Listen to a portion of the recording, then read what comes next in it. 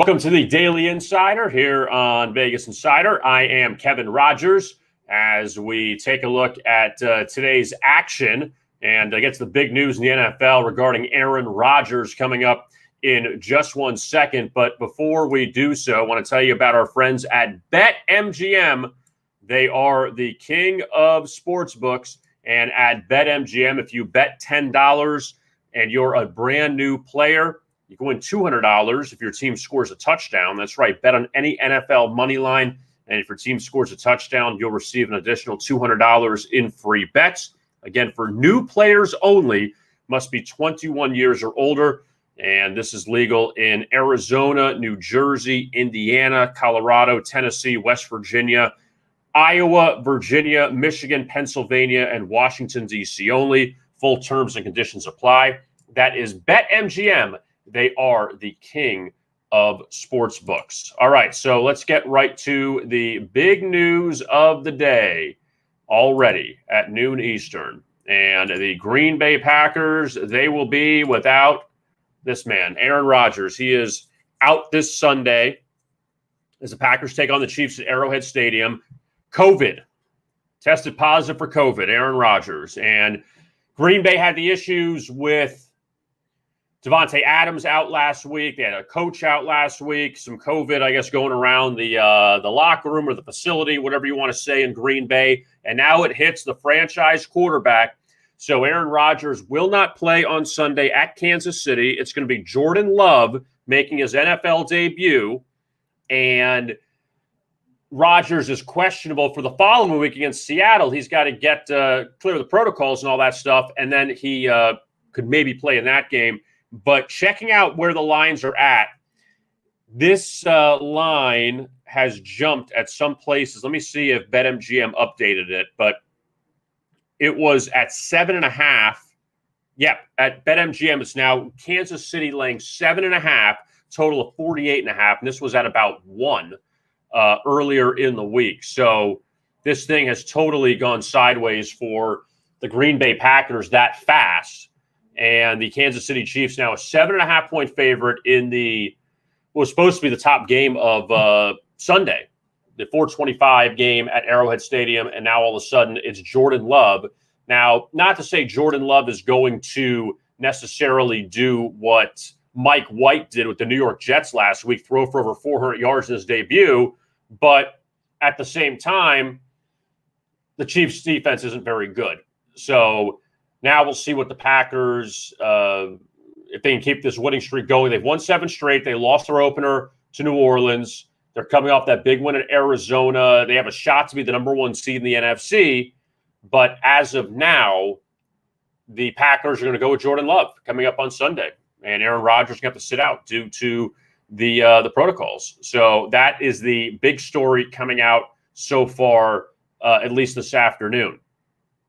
And now taking a look at Major League Baseball and the Atlanta Braves. Congratulations to them. They didn't blow it. They ended up beating Houston 7-0 last night. So the Braves win their first title since 1995. Jorge Soler hit a ball that hasn't landed yet. And the Braves, they were up 3-1 in each of these last 2 series against the Dodgers and against the Astros. They lost Game 5. But then they get to Game 6 and they take care of business. And great job by Max Fried last night. He pitched very well. Jorge Soler, who the Braves got from the Royals at the trade deadline. And look, the Atlanta Braves, one thing to say about them, Mike Soroka was their top pitcher this year, didn't even pitch. Ronald Acuna Jr. got hurt by the All-Star break, tore his ACL against the Marlins on the warning track. You thought the Braves were done. And yet they still hung around in the NL East. They hung, past the Phillies, past the Mets, all the guys they acquired, Rosario, Soler, Adam Duvall. Just a great job by Atlanta there to overcome all of that and win the World Series. And with everything that's happened with the Houston Astros over the last few years, I don't really feel terrible that they that this happened to them. I really don't. I'm sure a lot of people feel that same sentiment too. The only guy I feel bad for is Dusty Baker, trying to see if he can win his first title as a manager. But besides that, I don't feel bad for the Astros at all. And the Braves, they end up getting the victory, and they win their first title since 1995. This team had been in the playoffs, over 20 times the last 30 years. They had one title to show for it, and they finally get their second one, and they beat the Astros. So now the Major League Baseball season is over, and apparently we could have a work stoppage, if that's what the rumors are true, with the CBA expiring in December. So we'll see how that whole thing turns out when it's all said and done. Also tonight, we'll get to NBA in just a little bit. We have Maction. We had Maction last night, Maction again tonight. Thank you, Mac, for doing this. So last night, you had a big upset, Ohio beating Miami of Ohio. They were home underdogs. They ended up getting the victory, 35-33, even though Miami of Ohio went on a crazy run in the fourth quarter to get back in that game. But the Bobcats end up beating Miami as 7-point dogs. Also, Ball State, they knock off Akron. They don't cover as 20-point favorites. Eastern Michigan holds off Toledo 52-49 as 9.5-point dogs. Eastern Michigan's been a pretty good road dog over the years. So now let's go to tonight's games. And we will begin with Northern Illinois and Kent State. And the Huskies at 6-2 on the season. Kent State at 4-4. And Northern Illinois, they've played well since losing to Michigan and Wyoming way back early in the season. They won 5 straight. And coming off a big win at Central Michigan last week as a 6-point dog, or actually 2 weeks ago because everyone in the MAC was off due to the short rest. But Kent, they come in and they ended up beating Ohio in their last game, 34-27. We'll get to more of the MAC coming up in just a second. But now we bring on the NBA leader in units, and Scott Pritchard, who we will bring on right now. And Scott, good to see you again. Hopefully got the video working. And Scott Pritchard, he is the leader in units this year, 22-10 so far. Good morning, Scott. Good to see you.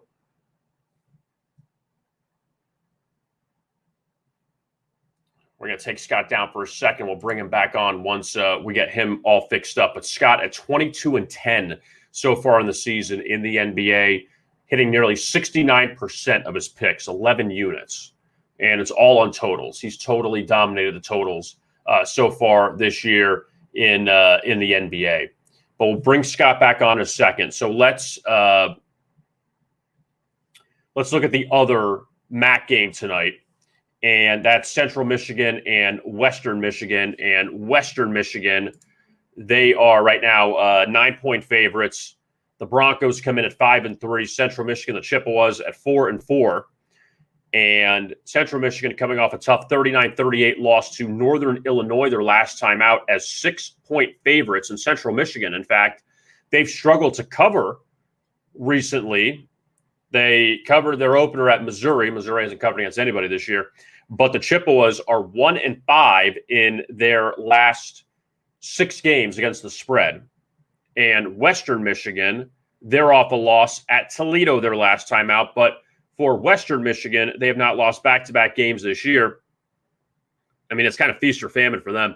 Lost by 33 in the opener to Michigan. Lost by 25 at home to Ball State as 13.5-point favorites. And lost the last time out at Toledo by 19 as 1.5-point favorites. So for Western Michigan trying to get back on track, they actually won at Pitt this year, 44-41. So Western Michigan with a really good win earlier in the season. When you look at Central Michigan, yeah, they're not covering these numbers, but you're getting Central as a pretty decent dog tonight. 35 degrees up there in Michigan. Whew. It is cold up there. Well, I'm based in South Florida, so anything below 60, I think, is pretty cold. But anyway, so that's a look at Maction coming up tonight in college football, and then we go back to teams outside the MAC tomorrow night, which we have just one game in the Sun Belt, Georgia State and Louisiana Lafayette. And UL laying 12 in that one against Georgia State. So that's the look at college football. We have Jets Colts tomorrow night inside the NFL, and the Colts still laying 10.5 against the Jets. Total of 46.5. You can check out my best bet for that game on our YouTube channel for Thursday night. We were on a nice winning streak before last week. The Packers-Cardinals had the over in that game, and it stayed under thanks to Green Bay not scoring on their final possession. And then Kyler Murray taking Arizona down the field, and he throws that interception, which A.J. Green did not turn around for. So that one kind of killed the over there. Almost had a shot at overtime, but just could not get it. So now let's take a look at some of the NBA tonight. And we'll start with the Blazers and the Cavaliers. And Portland, they've had a rough road trip so far. They've actually had a bit of a tough start under Chauncey Billups. Let me rephrase that. It's been a rocky start. I mean, Portland is 3-4. It's not like, they've been totally terrible. But they're 0-3 on the road. And when you look at some of the losses on the road, they get blown out by the Clippers. They lose by 30. They lose at Charlotte. I mean, the Hornets are a decent team, at least so far. Lost by 12 at Charlotte. They were up 7 or 8 at the half. And then they go to Philadelphia 2 nights ago. No Joel Embiid for the Sixers. No Tobias Harris. And Portland lays an egg, and they lose by 10. They lose 113-103 in that game. So Portland laying points in each of those games. They're laying points against tonight at Cleveland. And the Cavaliers, they are back from a 5-game road trip in which they weren't bad. I mean, they actually played all right. They beat Denver as 9.5-point dogs. They beat the Clippers as 8-point dogs. Lost to the Lakers. LeBron came back that game, lost by 12. They were up early on Phoenix, lost by 9, but covered as 10-point dogs. They held off Charlotte 2 nights ago, 113-110 as 5-point dogs. So when you look at Cleveland, after starting 0-2 against the spread, they go 5-1 against the spread in their last 6 games, and they hung in one of those games against the Lakers. So it's not a bad job there by Cleveland, but they're back home for just this one game. Then they go back on the road again to Toronto, New York after this. So the Cavs are road-heavy schedule to begin the season. But for Portland, under Chauncey Billups, just very inconsistent. I mean, Cleveland's 4-4. And that's not a bad job there by the Cavs. The Knicks and the Pacers, they meet up in Indianapolis coming up tonight. And this is kind of an interesting line because the Pacers laying 1.5. They're just 2-6 so far in the season, while the Knicks at 5-2. And New York off of a head-scratching loss to Toronto at the Garden a few nights ago. The Knicks had won 3 straight. They play the Raptors. No Scotty Barnes, the rookie from Florida State, who was leading the Raptors in points per game at about 18 a game. And he was out with a thumb injury. Knicks were up 8 out of the gate in that one after one quarter. And then just they get blitzed in the third quarter, 38-22. And Toronto hits 14 3-pointers in the win. I know it doesn't sound like a lot, but the Knicks just a bad meltdown there, and that's now back-to-back ATS losses for New York. Indiana, big win for them the other night, snapping a 4-game skid. They knocked off San Antonio 131-118. The Pacers put up 43 points in the first quarter, 78 in the first half, and the final score wasn't even that close. Pacers won by 13. They were up by 26 going into the fourth quarter. And San Antonio outscored them by 13. But the Pacers, in spite of Malcolm Brogdon being out, all 5 starters in double figures. Domantas Sabonis at 24. Miles Turner had 19. Chris Duarte out of Oregon's played very well. He had 18. And Indiana coming into this game, they're a short favorite. Just laying one, total of 217. We know the totals have gone downhill big time so far. If you've been paying attention to the NBA, you're not getting these 230s anymore. I mean, you're barely getting them to 220s. Depends on who it is. But last season, though, Pacers won the first meeting. Knicks won the final 2. And Indiana a short favorite here on on their home court. Boston's at Orlando, and this one's really interesting because the Celtics have struggled majorly so far this season. They've had a lot of issues, and they just can't hold these leads. They can't do it for whatever reason. They're 2-5. Orlando's 2-6. Now, Orlando's expected to be 2-6 on the season, but Boston's not expected to be 2-5. And the Celtics were up 19 on the Bulls the other night, lost by 14, 128, 114. So the Celtics have lost 3 straight. They haven't covered any of those 3 games. They lost twice to the Wizards. Now, Boston, I will say this about them. They played 4 road games so far. 3 have gone to overtime. Lost by 4 to the Knicks in overtime, lost by 3 to the Wizards in overtime, beat Charlotte in overtime, and beat Houston by 10. So they've actually been a little better on the road than at home. I mean, Celtics are 0-3 at TD Garden. But now they go to Orlando tonight. They've owned the Magic over the years. Orlando back home after beating Minnesota a few nights ago, 115-97. Really good win over the Timberwolves. And Minnesota was off that tough loss to Denver, and Orlando just ran them. Here's the thing about Orlando. They started the season with 2 terrible losses, blown out by San Antonio, blown out by the Knicks. They go to New York, beat the Knicks the second time around. Lose by 17 at Miami, but then they were with Charlotte, lost by 9 at home, lost by 1 at Toronto, lost by 7 at Detroit, and they were up a lot of that game too. Then they beat Minnesota by 18. So Orlando's been more competitive than people think. But now you wonder if the Celtics, if they're going to be really motivated tonight to bounce back from that loss to Chicago.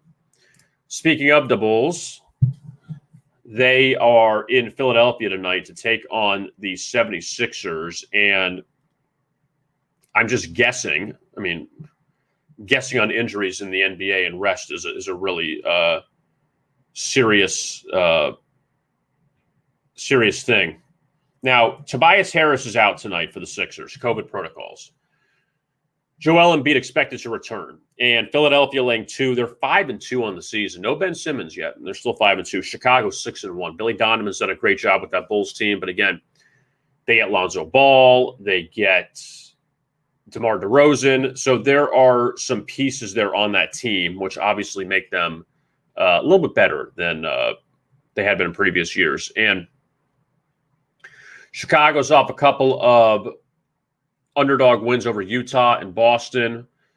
Only lost game by a point to the Knicks. And Philadelphia off that win over Portland, in which, again, they were shorthanded. Phillies won 3 straight after losing to the Knicks, after they had a really just bad performance against New York. They couldn't get any offense going. And during the stretch, they're 3-0 at home, and Philadelphia is getting that home court advantage kind of back right now. And they blew that game to Brooklyn, too. So, they could be 4-0 at home. Raptors and Wizards in D.C., and Washington laying 3 to Toronto. Scotty Barnes likely out again tonight with a thumb injury. Now, when these teams played earlier this season, the Wizards at 5-2, Raptors at 5-3. That's a nice little comeback for Toronto, because Toronto started 1-3, they've won 4 straight. And Washington had their 3-game winning streak snapped at Atlanta 2 nights ago when the 2 teams combined to go 45 of 45 from the free throw line. But these teams met on opening night in Toronto, and the Wizards dominated the Raptors 98-83. Dominated them. So now that total, that was 223.5, down to 212 tonight.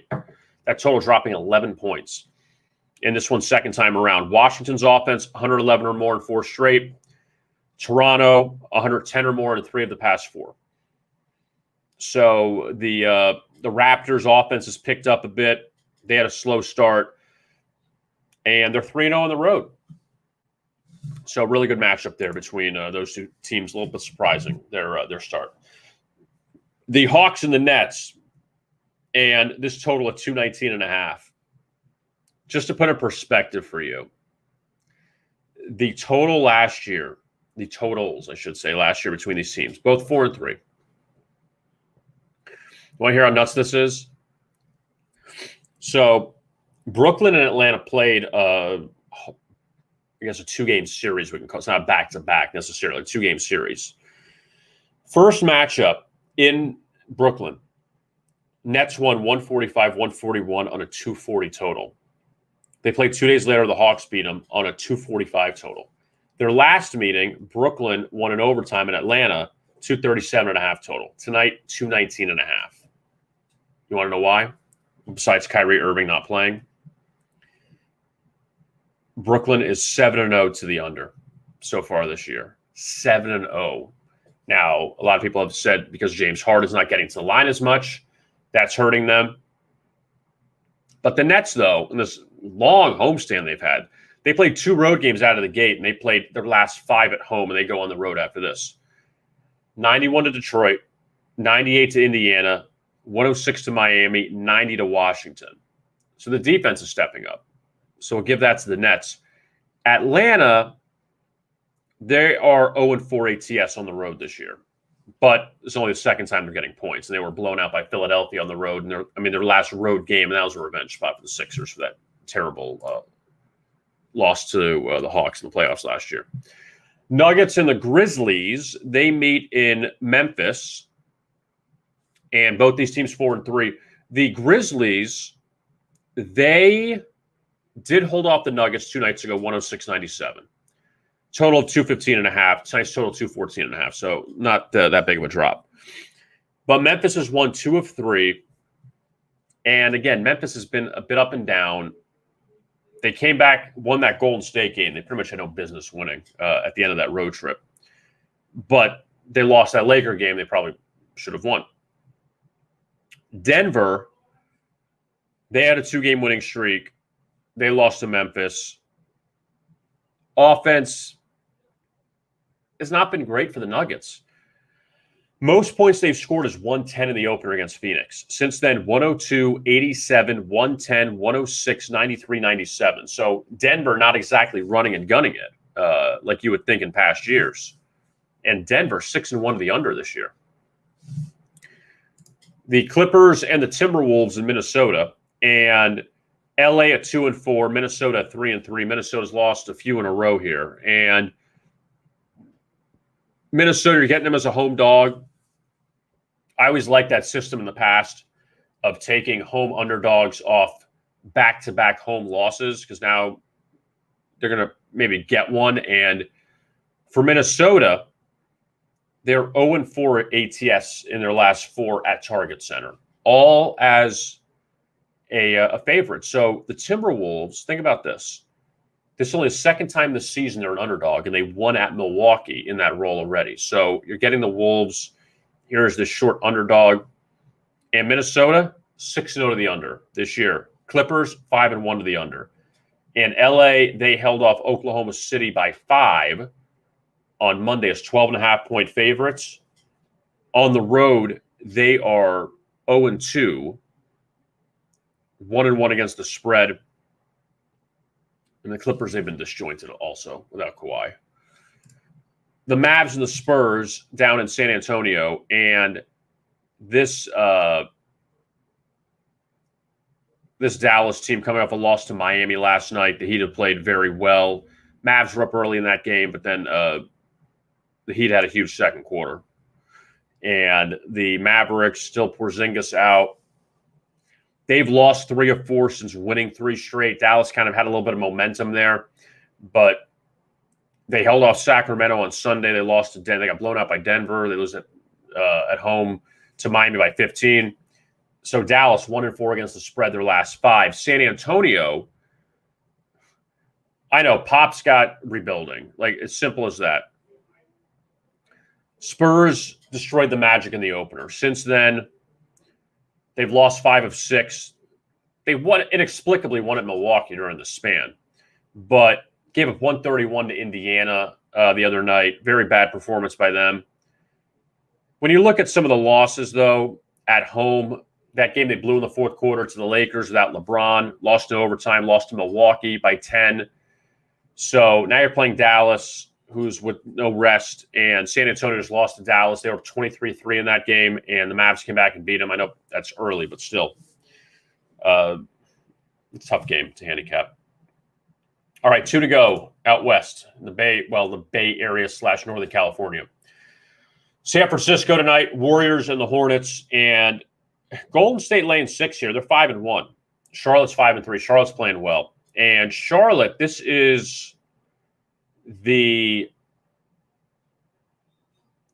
third time that they're a road dog. They've won at Brooklyn, lost at Miami. Charlotte's been a bit inconsistent. Off the loss to Cleveland, beat Portland before that, lost to Miami, beat Orlando before that, lost to Boston in overtime, beat Brooklyn. So Charlotte has not lost back-to-back games this year. It's early, I understand. But they go now out west. They got a big California trip. At least they knock it out now, which is always good. But for Golden State, if they could win this game tonight, they get New Orleans, they get Houston after this. So they really can be in good shape atop the Pacific if they can win some of these games. And Golden State's on a 5-game under streak. So Warriors, Nuggets, Nets, all these high-scoring teams in the past, all under teams now. And the odds makers are adjusting with 227, though. And Golden State's off a couple wins over Oklahoma City. They blew the Memphis game. They beat Sacramento. But I'm not going to take away from what they've done. But Charlotte, though, they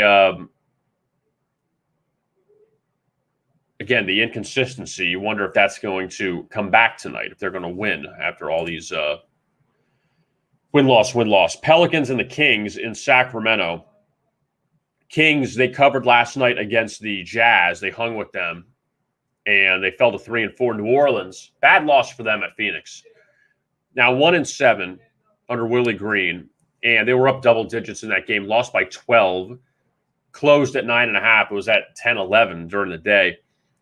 But New Orleans, as a road dog so far this year, I mean, they are 2-2 as a road dog. They've hung in some of these games. They lost by 4 to Sacramento at home last weekend, 113-109, but Brandon Ingram had a 3 at the end. So they were down 7. They had a meaningless 3. But the Kings now, they have a nice homestand coming up. And Sacramento, their 2 home losses came to Golden State and Utah, both as an underdog. So again, the Kings is a favorite here at home for the first time, and they're a favorite on the season for a second time, and the first time it came against New Orleans. So now they're a favorite again against New Orleans. But one thing I'll give the Kings, not an easy schedule. I mean, losing to Utah twice, Golden State, Dallas, and they've beaten Phoenix and Portland on the road. So the Kings have done a nice job so far, but now we'll see what they do as a favorite. All right, I want to tell you about what's going on this weekend in New York and with our friends at DraftKings. It is the championship series. You want to be the GOAT? You want to be that guy? You want to wear the crown?